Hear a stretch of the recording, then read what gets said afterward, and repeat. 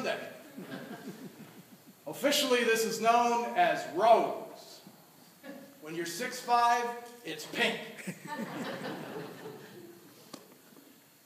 This weekend, we celebrate and rejoice because Lent is almost over. We can almost see the ending. And so we rejoice for that because we know Easter is coming closer and closer. And we celebrate with a great story, a great parable of Christ. And it's a parable we've heard so many times, isn't it? And that's the danger with some of these parables. We hear them so often that they just kind of wash over us, and we kind of have to remember to re-enter into the story. A couple of things to perhaps reflect on. And the whole long parable, I think one of the most important things is how it starts. There's Jesus, surrounded by sinners, tax collectors, prostitutes, all kinds of nasty sinners. And those are the folks who are gravitating to him and his message. And the Pharisees and the scribes, they don't like that. If this guy was good, he'd be attracting good people. And he's not. And Jesus knows their feelings, their thoughts. And it says in the scripture, St. Luke tells us, so he directs this parable to them, to the good folks, to the older sons of the story.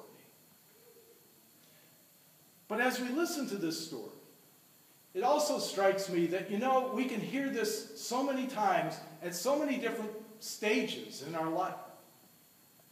When we hear this as a young person, we might find ourselves identifying with one particular person or other. But as we get older, maybe that focus shifts for us. And we say, you know what, I understand that father better now than I did then. Or I understand the older brother better. Or boy, can I really identify with that youngster. Bishop Ken Upton, late Bishop of Saginaw, was a wonderful preacher and a wonderful reflector on Scripture. And he has an interesting thing that he used to do with this parable. And he would remind people that it's really an unfinished story. You've got all the various parts of it. Give me the money, goes away, spends the money, lives a dissolute life, repents, comes back, reaction of the father, reaction of the older son. But what we're not told is, what's the final act? What happens the next morning? Are all of those relationships that have been so damaged magically fixed? Really? Does that resonate with your family experience? Oh, he's back, yay, have a party, everything's all better now? No. Those relationships are going to need to be worked on, and we're not told how that goes. We're just sort of led to that edge and then left to wonder. Bishop Ken had a funny but insightful reaction to this. He said, for example, where's the mother? Where's mom in all this? And he envisions the mother coming out at the end going, wait a minute, will you get inside? We have a party going on. You're supposed to be the host. Older son, knock it off. Get in. Go make up with your brother. And youngster, we're talking tomorrow. I kind of think that would work. So the point is, where are we